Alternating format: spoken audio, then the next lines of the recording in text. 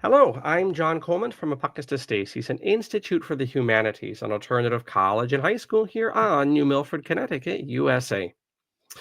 The purpose of this broadcast is to get the rundown from Dr. R. Michael the Fox Fisher on his upcoming book published by Apocatastasis Press, and that is entitled Fisher's Critical Cultural Vocabulary. And there's all sorts of punctuation and typesetting that we might want to get into with that title. He's holding up the galley print, as we call it, there. Beautiful cover, and the final cover will be in color, and I'll be talking where you can get a copy of that coming up. It is our publication feature for this month of August. Before we welcome Dr. Fisher back to this series, well, I suppose an appropriate announcement would be to head over to Apocatastasis Press. We have all sorts of texts on all sorts of topics, pedagogy and culture, religion and sociology, and indeed coming up our first forte into or sortie into dictionary of a sort with Dr. Fisher's book. We're going to get into all of that, but not before we welcome Dr. R. Michael the Fox Fisher back. How have you been this morning in Canada? I hope you have your Tim Hortons ready to roll here. Dr. Fisher, welcome.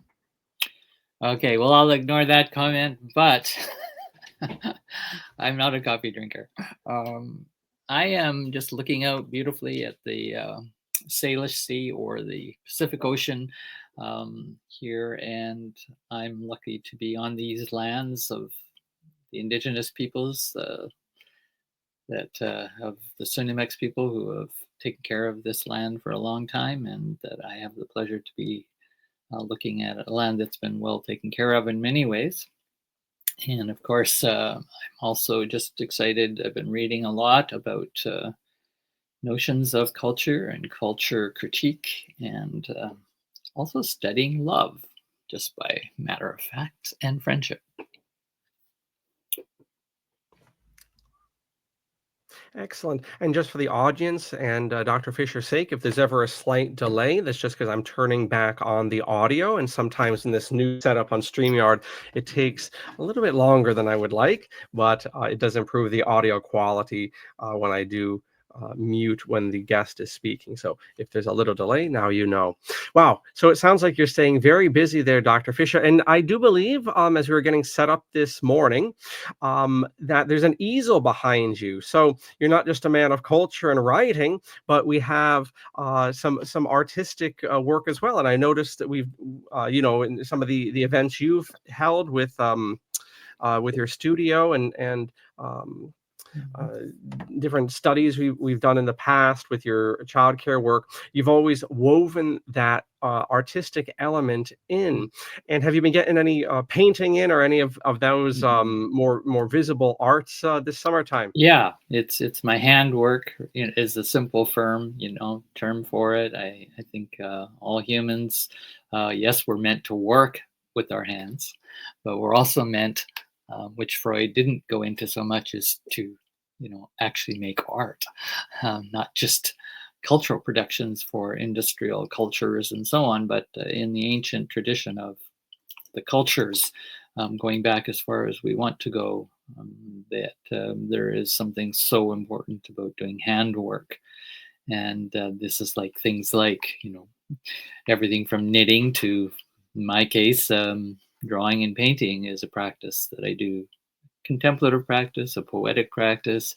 There's many kinds of practices that are part of what we could call cultural, and then emerging into we could even call spiritual. And I'll give an example of what I think is a bit of a difference between cultural and spiritual today.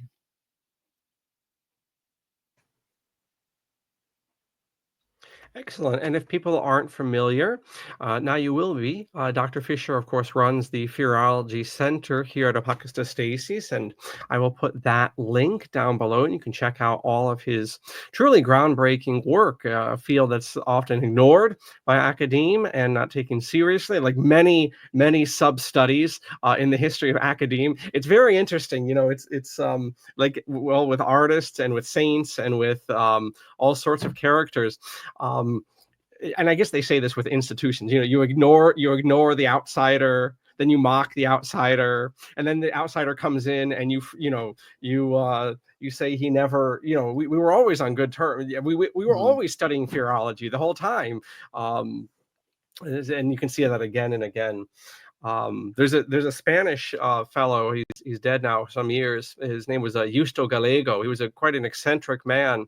He tried to be a monk, and that didn't work out. But he did inherit some property, and he spent his whole life building this ramshackle cathedral. He called it.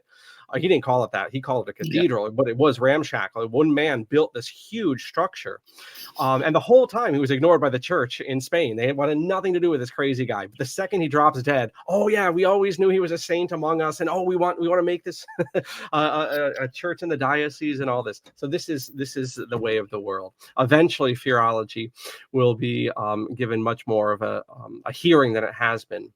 In any case, Dr. Fisher, Appropriated. it It will will be be appropriated. appropriated. That's the perfect word, isn't it? It is. That It is really absolutely. is, quote, normalized.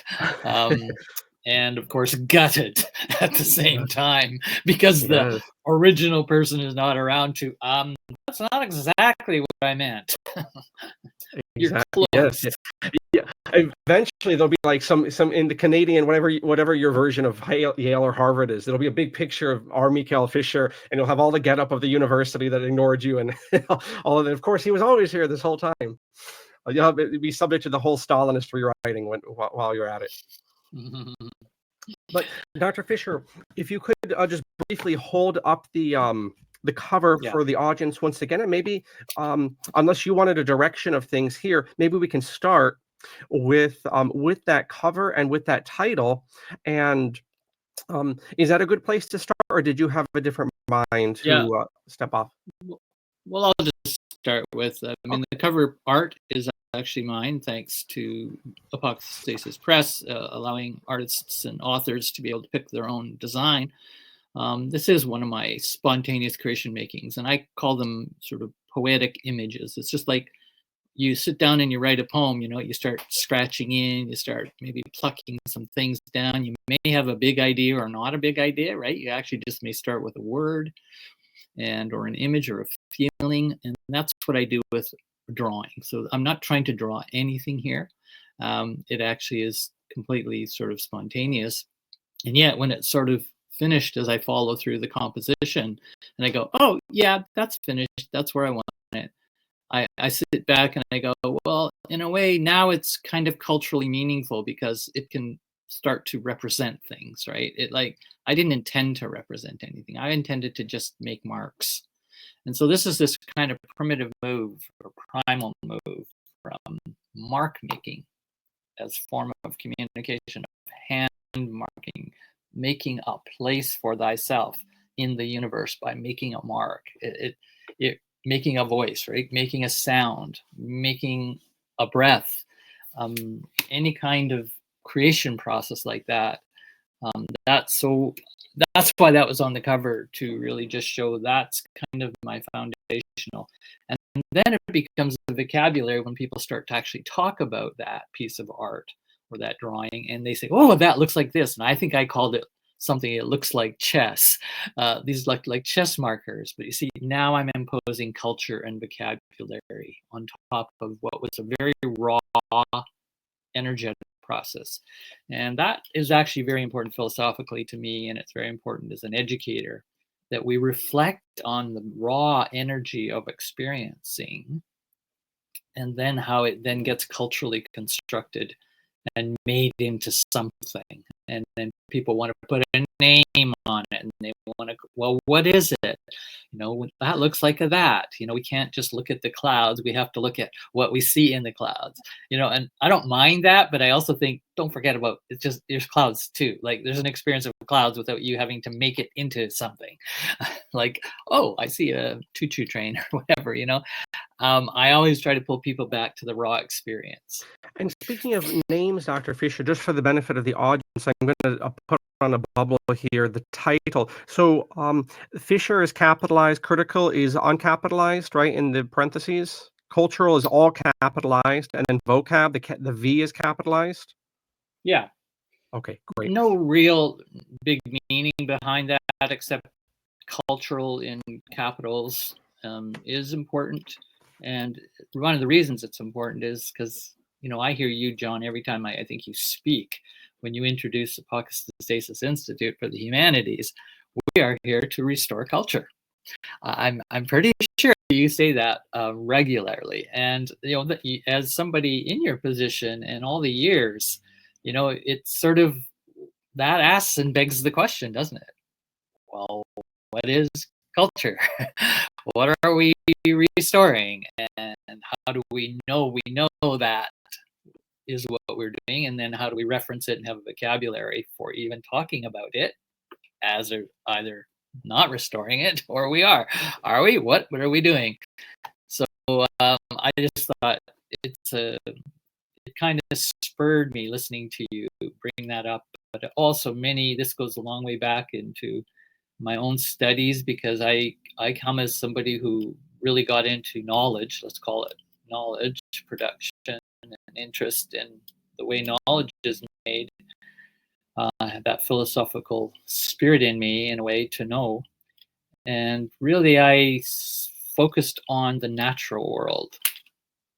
And nowadays, you got to kind of put quote marks on natural. You know, you never used to have to do that, I think, in the history of humanity. But in the last 30, 40 years, we're so conscious about, what do you mean? Nature is not separate from culture. And I would go, you know, yeah, well, that may be true intellectually, and that may be true within a certain vocabulary and philosophical positioning. However, I would say there is a difference. And I had a little story to say the difference between nature and culture, if you will, or natural and cultural.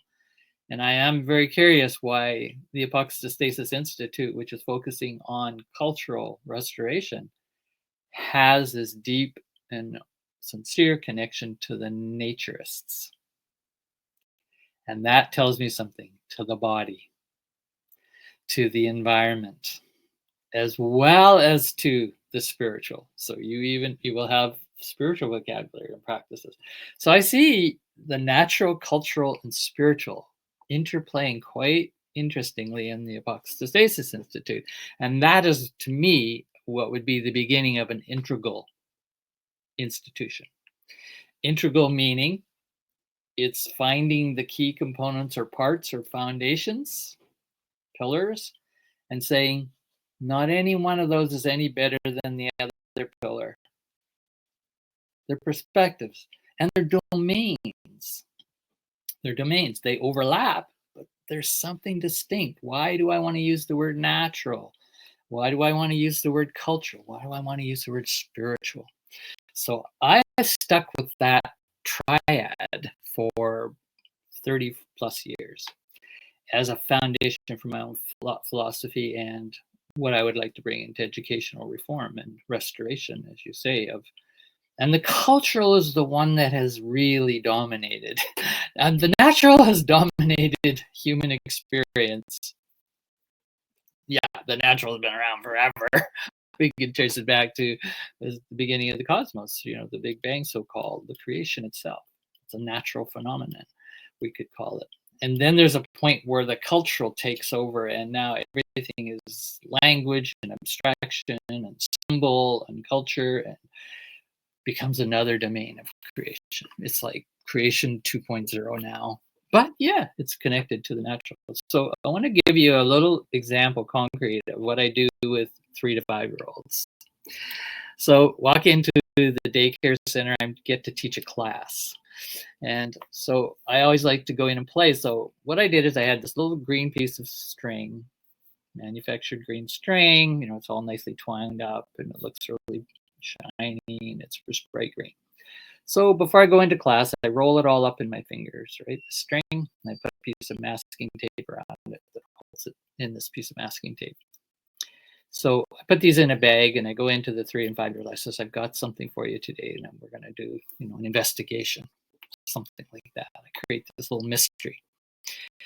They all put their hand in the bag and they pull out one of these things, and they all start doing that. And of course, they're looking at each other, pulling out the same thing. And this starts to create this curiosity. What the heck is this about?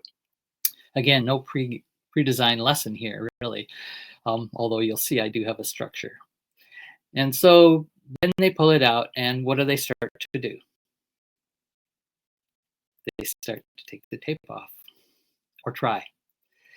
And some can manipulate that a lot easier, a small task, right? Fine-tuned with the little ones. And then some little kids couldn't do it. They couldn't figure out how to peel the tape.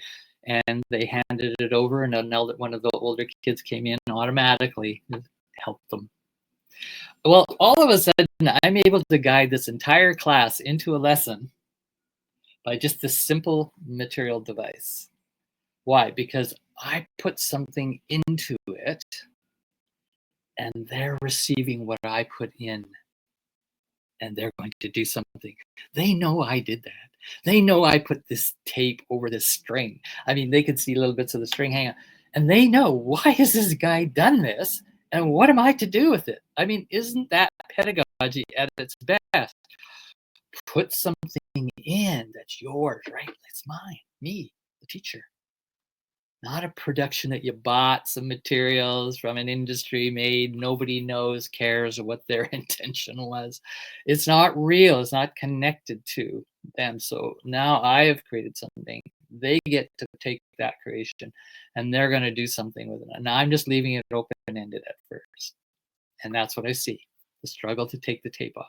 And then I say, oh, could we stop for a minute? Why are you taking the tape off? Why are you opening it up? I didn't say to open it up. And that is, to me, the beginning of, we could say, curiosity, the foundation of all learning, one could argue. And not just learning for them as some abstract, I'm learning, No, they're connecting to me. I connected to the materials, I passed the materials, and they are connecting to my connecting to the materials. So now it's me and them connecting. I'm convinced that's relational pedagogy. So I start on that foundation. If we can always think about that relationality of why it's important to the teacher, it's going to be more important to them. Because I put something into it. I cared enough. And so now care is going on. To want to be in relationship is to want to care. And we can't just want to care, we want to practice caring. And that becomes touching. So I'm using the touching as the sort of the most basic way that you can care for somebody. Put your hand, you touch them, touch their hand, whatever it is, whatever situation it is. So I'll just finish this little exercise now in just 1 minute, and then I would love to interact, because it does lead to why would I do a book on cultural vocabulary. So the next stage, again, remember, these 4 or 5 year olds, I asked them a question once. They says why they're taking the tape off, and they says, well, we want to just see what's inside, or it's like opening a present, right? You got a wrapping, you want to take the wrapping off, that's where the gem is. I mean, I was using cultural experience that you take the wrapper off and there's usually something better than the wrapper. And true enough, they got this string, but no fancy thing, right? Like for a 21st century child, like, is a string like 6-8 inches long? Well, so what? Well, I love that. I love the confusion of, and this is the gift. Like, see, I love the confusion. That's a learning moment. That's really important. And then I start to guide, because I don't, the confusion can lead to all kinds of bored misbehavior, throw it around, go to something else, distraction. So you have to come in and guide at the right moment when the confusion's there, but you don't let it go too far. You want to grab it.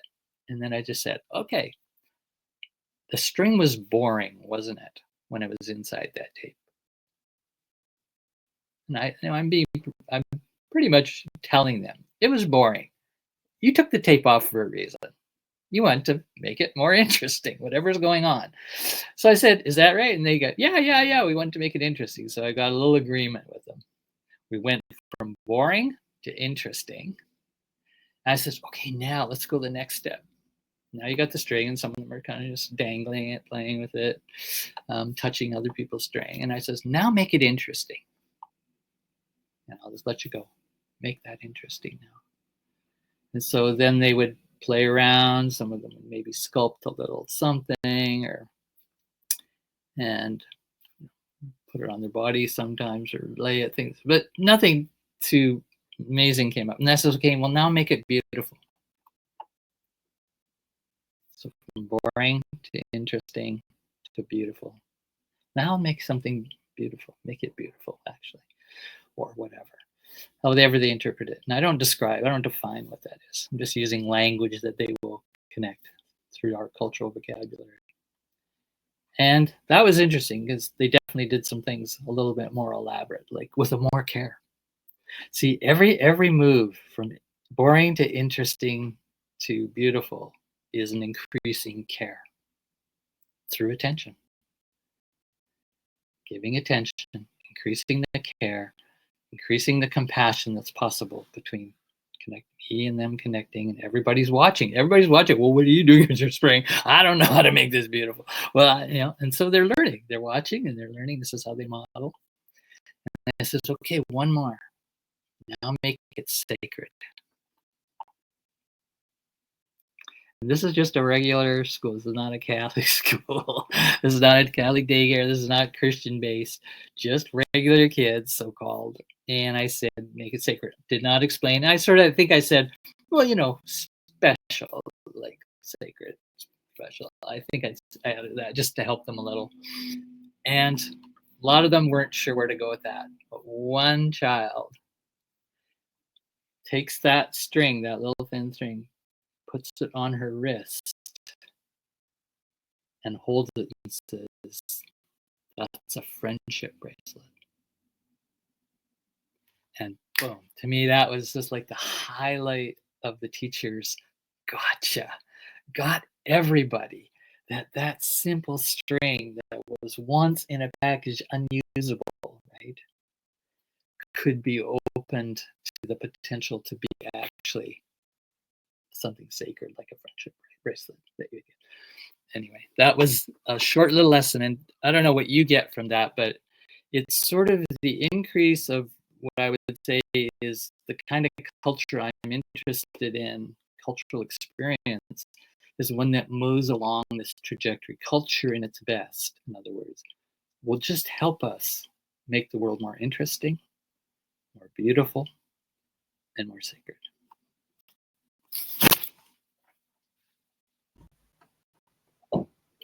Great, thank you for that, Dr. Fisher. Quite a meditation you led us on there as you were recounting that that experience with the children at the daycare that you lately concluded, that time period you were with them there. So yeah, there's all sorts of thoughts that are appropriate to the text, and once again, people can find this text at Apocatastasis Press, and that's linked down below, along with Dr. Fisher's Philology Center, and you can see all sorts of presentations and writings he's given that are available there. But yeah, to the incident you bring to our attention there, yeah, culture. We have it in the title down below, and it's come up here in our time together, culture, and then there's a few things there. One of which, to this point immediately, is what defines culture? And I think you were using some great words there, because you try to pin it down, and we all have working definitions of the terminology we use. But yeah, look at that, the idea of time spent with something or someone, or community. So time is a constituent part, it would seem, of culture. Care came up again and again, that word care. Something that impressed me that I could add, of course, is with my little Latin background, right? We have the idea of the cultus. And I know in at least American English, cult has a very negative connotation, but is that the case in Canadian Mhm. English? Okay. In it's not quite the same in the rest of the world, but cultus is, think of a spiritual path or religion or Yeah, whatever. That's something that can really only yield fruit. There's that agricultural world, yeah, cultivation, yielding fruit. cultivation. Um, After a length of time. Yeah, And so finally, I would just, kick that. We have the agricultural. I mean, this all comes out of the agricultural Latin word, culture, cultivate, cultivation. What do we need to grow something? We need time and care. mm, And I think that really does set us up as we look at your text about what we're looking at. What is culture? Well, we know what it requires. We know what it requires. Um, and it is that care, that time, and that interaction. And indeed, to my maybe grouchy appraisal of our present state of culture, and that's what we're lacking, and that's all we need to really to yeah, to revive culture are those constituent parts. And I'm writing myself a very long essay, maybe a little book at this point, on piety, on piety, classically understood. I don't mean, mm, my grandma with blue hair who says her rosary and goes to her Bible study. I don't mean piety like the way we say in our modern parlance, but piety in the way the Romans and the Greeks would have understood it, as this devotion to one's ancestors going back to the mists of time and their family and their clan, and to ancestors that don't even exist yet, yeah, and to operating with that yeah, consciousness. I'm told, I've heard for the longest time that some of the American tribes would, not make a decision about a dam or chopping down a tree or going to war, but that they thought it out so many generations yeah. ahead and they try to prognosticate. Mhm. But anyway, those are some of my thoughts to your great illustration with the children, Dr. Yeah, Fisher. great. And again, I would, any kind of ancestral respect, and I know that's core to your pedagogy at the Apocatastasis Institute. Yeah, and it's absolute core of the whole curriculum is that respect for those who came before us and created those texts, created that culture transmission. And we are continuing the transmission with that respect. And that's care. And so I keep coming back to, what is, like, then you could ask, is a culture of care compared to a culture of abuse, right? And misuse and extraction and profit and all the things that skew culture. So obviously, we've just named some qualities, right? Respect, attention to beauty, attention to care, ancestral continuity, environmental continuity and connection. So much about connection, rather than isolation and individualism, that gets brought into today's culture, which we could call late capitalist culture. We could call it many modernist culture, postmodernist cultures, etc., with this emphasis on the individual as the prime decider of and maker of themselves. Make yourself, right? And there's this great celebration of autonomy and the self-made man, and you can hear all those things, but it's like, well, what happened to the cultural made man? What happened to the spiritual made man, so-called, right? And this is again integral. You want to look at all three. The natural world is a mold and a model for us. The mold of culture, the mold of the spiritual realm. So I have a big thesis about natural, cultural, and spiritual, and it can be really simplified as the natural is there before that which you personally made or your people made. And so the natural world was there before. So there's this, again, respect for your ancestry, the ancestral creation itself. And I know that humans did not make a hummingbird. I just know that. I don't need proof of it. And if you doubt that, you show me how there's another answer for that. So there's a certain kind of ontological correction that needs to be made, that, yeah, but you're seeing it through your eyes of culture, and you're seeing the hummingbird, therefore the hummingbird's not really what the hummingbird is because you're looking through your cultural lens. And then you get into this new post, modern philosophical arguments about, is culture making everything? And I say, no, it's not. The natural world is fine making itself, and the cultural has come after. So there's a hierarchy here, a natural hierarchies of unfoldment. And so then after culture, culture doesn't make itself from nothing. Culture is, sure, it has the ability to abstract, to have language, to create in the imagination. We have an incredible big brain to do that. So some animals are arguably have culture, but humans have big culture, where like the cultural sphere is huge and influences everything. Now, the problem comes when the cultural isn't coming from anywhere, it's coming from the natural world. Yeah, it is. That's the foundation. In other words, we watch birds fly. Humans are watching, and then their little brain goes, I wonder if I could put wings on and fly. That's how culture and technologies and tools and all the things that build this human cultural world, this huge domain of reality, it comes from watching and imitating the natural world. And we are that natural world too. We're animals, is arguably too. So now, what about the spiritual? And so some people, well, spiritual is just cultural, and I go, I don't buy that totally.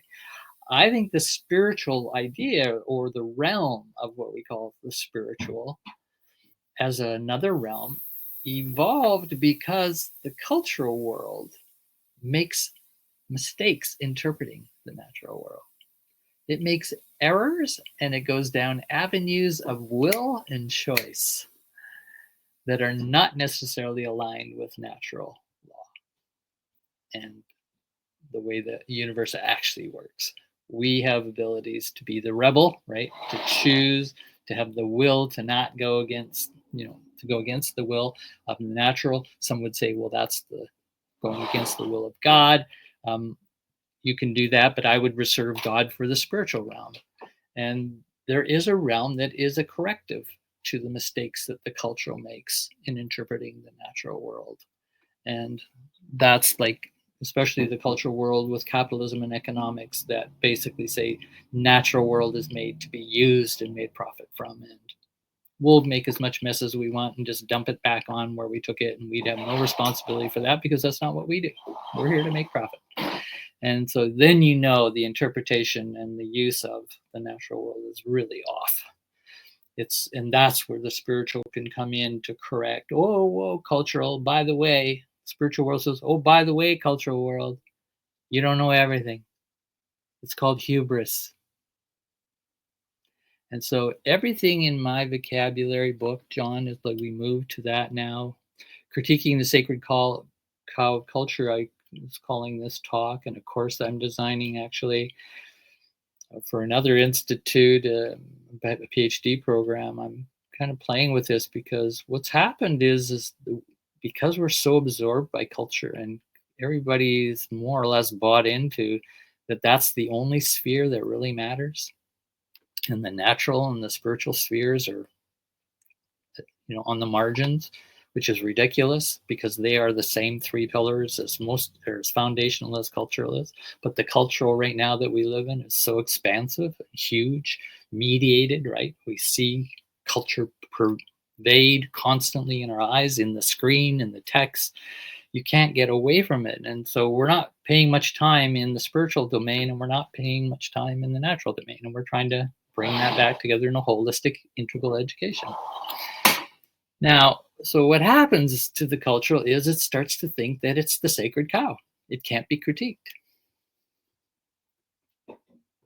It's the walking God. Right? It's as powerful and more great than blah, blah, blah. And so this whole philosophical critique is what my vocabulary book that you will look up and It's an annotated bibliography of many words and terms that I have found in the literatures across disciplines that are ways to critique and put language of critique on the cultural sphere. Not to destroy the cultural sphere, not to just poo-poo it. No. With great respect. Great respect. It's an important, essential domain.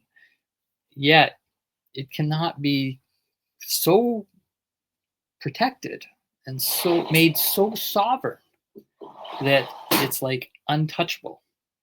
And that happened particularly, I'm going to argue, in the West. You might know as a historian otherwise, to add to this, John, is with the movement of multiculturalism that came into ours, North American society. That's where I live and know, but it spread around the world very quickly. And this was going to be the 1980s revolution of we care about other cultures, not just our own. Okay, so it sounded like we were not going to be so hubris about our own culture, WASP or whatever we were that's dominating. But it's like that we were going to respect other cultures. And then so now we're a pluralistic society, supposedly, and we're going to have plural respect and equality and equity for all cultures. And this has become the sacred cow.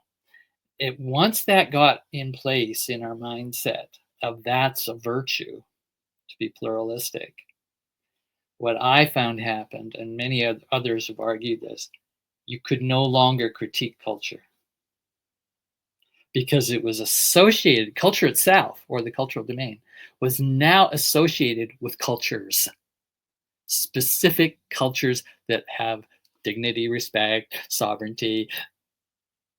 Well, I'm not saying cultures are the same as cultural. The cultural itself, the cultural domain. How do we critique the cultural domain? I'm not talking about going in and critiquing that culture. And so there's nothing in my vocabulary that's about critiquing other cultures. It's all about critiquing the cultural domain itself and how do we make sense of critiquing it and then come to have a richer vocabulary to do so. I would argue most people don't have much vocabulary for critiquing culture itself, which is kind of odd because it's the water we swim in, primarily. As I said, it's so dominant. Over to you, John. Great. And for the audience's sake, the text here should be here coming up. The text is this almost dictionary or bibliography where it reads with the different definitions Dr. Fisher has come up with to really diversify the language that we have. But just so people understand, when they dutifully buy several copies of the book, that it does read like a manual in the sense of, it has like a dictionary almost with the different definitions. So it's not prose necessarily, although it has prose sections with the preface and the intro. But most of it is this piece. Yeah. So I'll just add that, John, it's like a dictionary or an encyclopedia. Probably is more accurate than a dictionary, but it is a bit like that. So you're going to get items, right, that are items that you can look up, and they're all in alphabetical order. So culture of is one of the entries. Culture of, and then I have XYZ. For research purposes, I have focused on conceptions and dynamic phenomena that have been named by scholars as, for example, culture of everyday life, low culture, high culture, anthropocentric culture, new age culture, wellness culture, modern culture, occidental culture, queer culture, indigenous culture, celebrity culture, culture of violence. See, and I list about 30 or 40 of those, and then I talk about why is it that we're attaching words like violence or narcissism to culture. Well, that's telling you because we're talking about a pretty big phenomenon, right? Whether it's narcissism or violence or argument culture or whatever, it's like we are saying it's pervasive within a certain kind of culture, not identifying any culture. There's no ethnic culture named here. It's like talking about cultural itself and how it takes on and will absorb or attach to particular qualities or dynamics, right? Street culture, popular culture is different than academic culture, and so on. So that's one of the entries, and I go on, and then so that means you can now look up that term, culture of, and find all kinds of attachments to that word, and you go, I probably want to look at that. And then there's a word here called cultural systems dynamics. And cultural systems, there's a lot of people thinking in cultural systems and worldview. So one is called cultural systems worldview. That's another way to critique culture itself. And then you've got cultural paradox theory, which sort of goes into many theorists saying there's sort of big universal theories about how culture has been so valuable, important to basically helping humanity evolve, but has a shadow downside of also restricting your development, both individually and even restricting itself's development, so that cultural evolution stops there. And it's like the culture itself basically says anything outside of that kind of valuing or thinking or questioning is a taboo even. So you have cultural taboos. And so I'll have a sub, you can go to cultural taboos and look that up in people who are researching. So what it is as a researcher, or just as a critical thinker, I think it's like an incredible tool it was for me putting it together, realizing I have quite a huge vocabulary, but I don't know I have it. And I like doing that and really pulling it out of me. And it's not like I've got everything that I would have put in there. I had to stop at some point. It's only, the book, I think, is maybe 40, 50 pages. So it's not a big. But why I'm calling it, and you kind of pushed this, was Fisher's cultural vocabulary. See, I'm not trying to just create some kind of academic cultural vocabulary encyclopedia, right? And I think that's really important because I'm acknowledging I have my biases to how I read everything, and including that literature, those vocabulary. And so now you're going to get my view of how I've come to critique and understand, and the vocabulary I can bring to cultural knowledge and wisdom, etc., and education itself.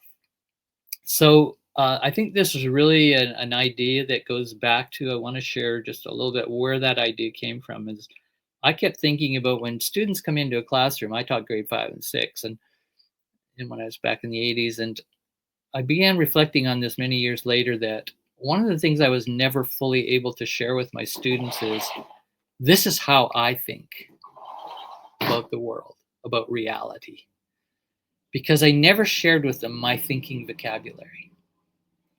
In other words, they're implicitly, the students, the learners, they're implicitly picking up all of what you've learned in your life experience to that point about how you think. And we don't necessarily share them the tools or the vocabulary of how we think about thinking itself. So I did an article 8-10 years ago that was called A Thinking Vocabulary. And it was my thinking vocabulary that I wanted to pass on to my students, an imaginary class.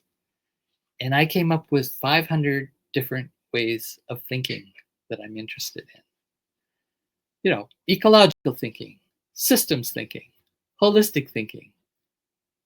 And then I would put them on a card. And then I says, what I'd like is to go into the first day of class or so, and you have these huge colored cards with all these 500 thinking, and these come from me. This is my life. This is my study. You're going to get all the ways I like to think about thinking. And there's many kinds of thinking. Guess what? There's many ways to think about culture in this vocabulary. So then you would give the cards and you'd put them in a box and you'd say, okay, when I give you a free assignment and you got time, you can go up and take one of those cards and go do research on it. What does holistic thinking mean? And then you can come up and ask me or discuss with the class, oh, why is that important to you, Dr. Fisher, or Mr. Fisher, right? It's like we don't share enough of our thinking vocabulary with who are learners. And so they're learning content from you, and then they're learning some other stuff from you, right? The hidden curriculum. But we don't share our tools. Like we don't really share that they could actually then choose to investigate or not. And they may like it, they may not like it, but at least they kind of know that's to me tradition. That's the best of tradition culture. You're passing on what has been transmitted to you. And you're saying you can go there too if you want and go beyond it. And so this is, again, another variation on how to think about culture, I guess. That would be like another title. And basically the sacred cow is, and don't be afraid to critique culture. Because you know what? A lot of people won't like that you're critiquing culture. They're going to think you're critiquing their culture.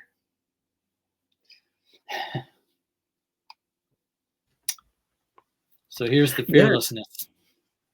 Yes, right.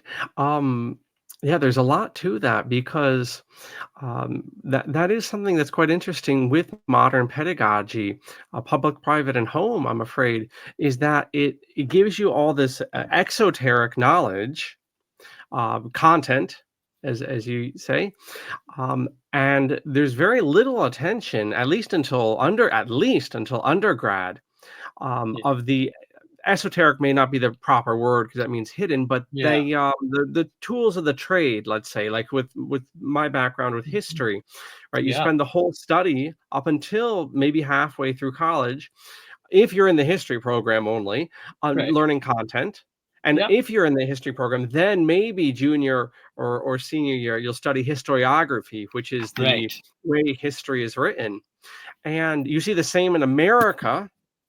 I'd be interested if this is the case in Canada. In America, believe it or not, in the teacher training programs for the certification, Oh yeah. you are 3 years out of 4. You are just studying content. It's not until your last year in America that you actually go into a classroom and study. And the programs hemorrhage students at that point because they've been Okay. studying about teaching, but they have not done it. And that is that the case in Canada, first of all? Oh, pretty much. Yeah. But yeah, that and getting back, this is my final point to your thoughts there. Getting back to students and thinking and having a proper vocabulary about thinking, or in this case, this cultural vocabulary.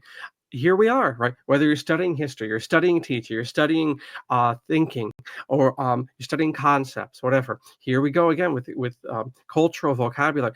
We're constantly. You've even said it, and I think with good justice, that we've shunted off the spiritual and the natural in tremendous preference, almost like in Plato's Wall. We've come to only see the fictional, that work of art or that work of culture, and that becomes reality to ways Plato could never even imagine, I think. And yet we're doing it all the time, and we don't even have a vocabulary for it. We don't even have the esoteric or the tools of the trade vocab to describe this thing that we're doing all the time with culture. Until now. Great.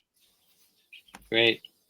So I was thinking this morning, John, that okay, this is like a vocabulary. Like if you pick up this vocabulary, it's pretty heavy.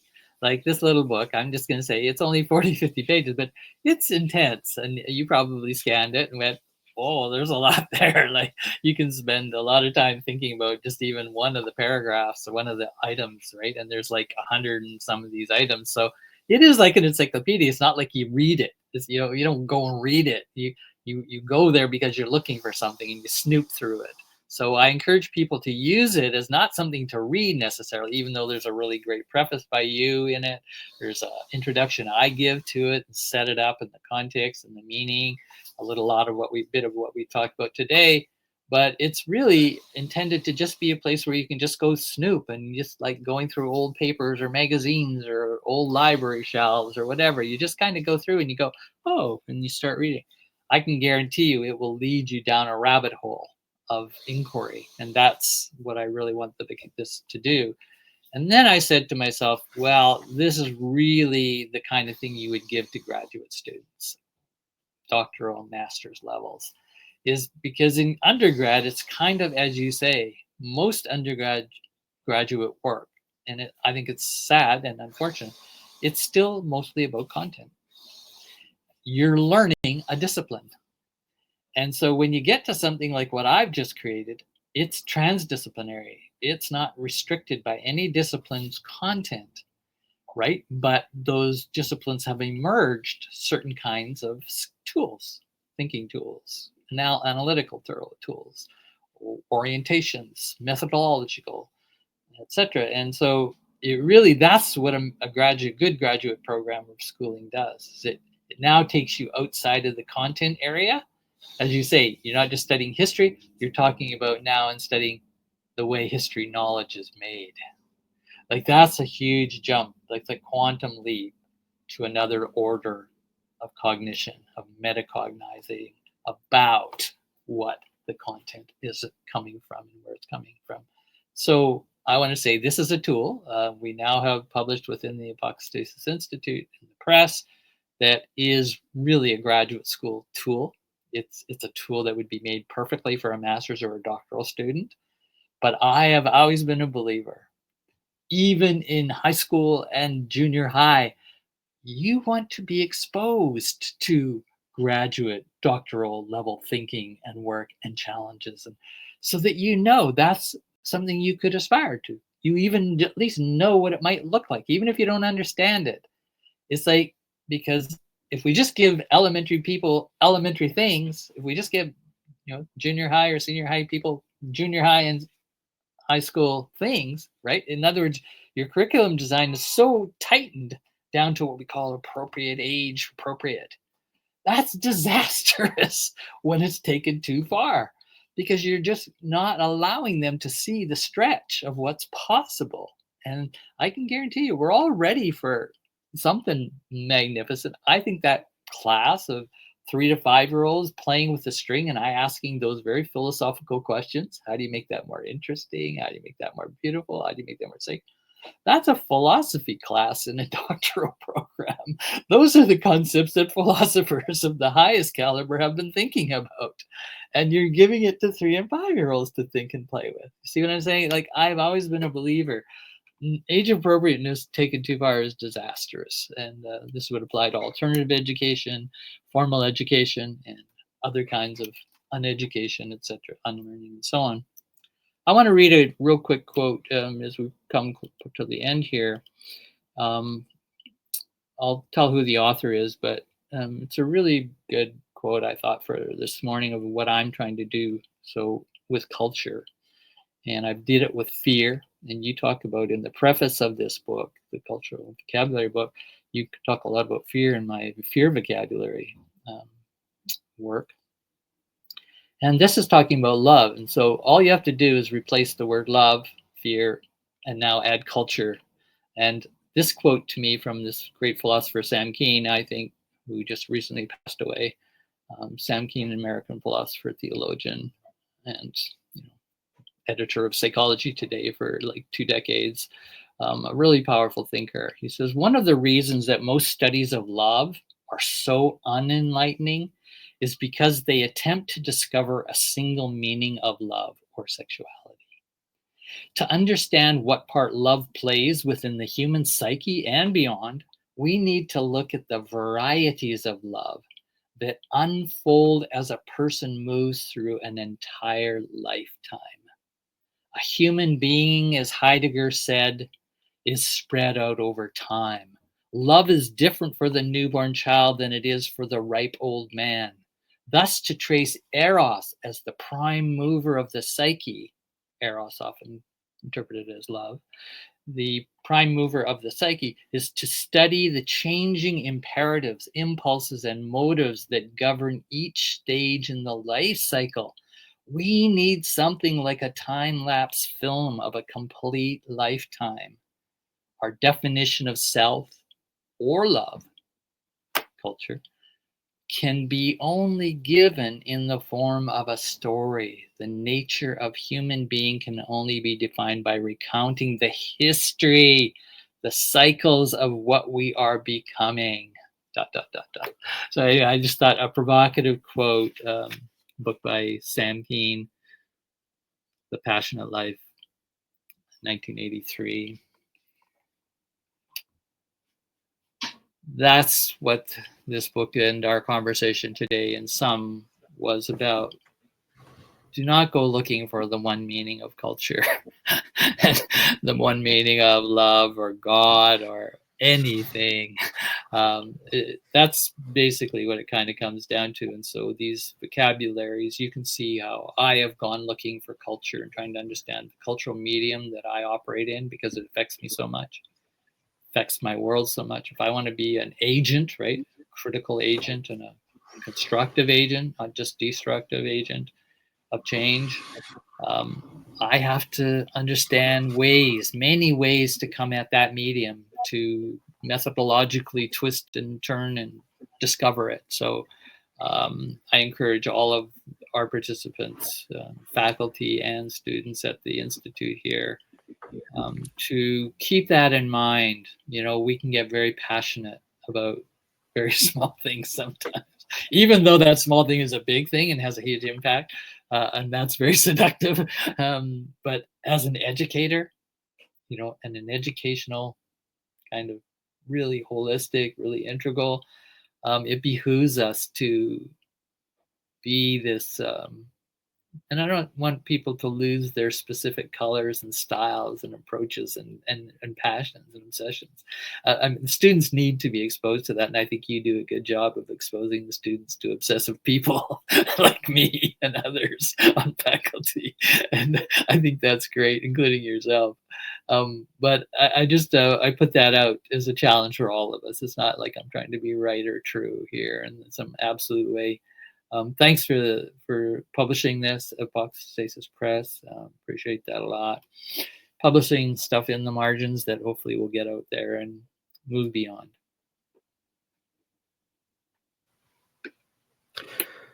Great, thank you for that, Dr. Fisher. And in the introduction that you wrote, you mentioned that uh, amongst the Eskimos, for something which in mainstream English, we have only a few words for snow. We have snow, and then I was just thinking right now, maybe you could, okay, we have sleet, we have slush. We don't have many Yeah, words for snow, yeah, but about 3, and 4. yeah, but in the simile you mentioned, in these Eskimos, they have 40 odd words for different types of snow. And I thought, how appropriate. So you have people in their environment found a reason. I think this is the point you're making, in fact, in the introduction, who had occasion to come up with all these types of snow, igloo snow, and who knows what they come up with. Right. Um, and here we are. We're not living in the wilds of Canada. Nope. Maybe you are, but you're not an Eskimo. But here we are living in culture. Maybe a culture that's elbowed out other aspects of life unduly. But here we are at this point in history and life. And just like the Eskimos, who have occasion to have a diversity of snow languages, we now have with this text, and I'll put it up on the bubble again, Fisher's critical cultural vocabulary. We now have a way to in a sense speak to our environment, our cultural Yeah. environment. We have that Yeah. diversity Nice. there. Nice. I agree. With more discernment to the real of it and the virtual of it, because culture is also turned very virtual now. But you need Yes, vocabularies indeed. for all of that. So down below in the description is again the link for Apocatastasis Press. Just write us for a copy, and we'll get you the directions there. And also is Dr. Fisher's Fearology Center. So get caught up on his work. There's a great set of introductory presentations and writings there. And you can write Dr. Fisher. I'll provide his business address there, his email address, that is. And to the audience, thank you for your attention. Thank you especially for your patronage of Apocatastasis Press. I'm trying to turn our heads very gently to the need of getting a physical location in the next few years, and books are going to have a lot to do with that. We can't just be monkey branching and praying to God for tuition to come through and for the odd donation. We do need a stable income, and the Apocatastasis Press is part of what I see as being that stable income that will be developing going forward. So thank you for your patronage there, and especially Dr. Fisher, thank you for writing this text and for your generous donation of this text and the proceeds to Apocatastasis Press. And it's an honor to get your work out there. And thank you for your time this morning as well. Tim Hortons or no? Thank you, John.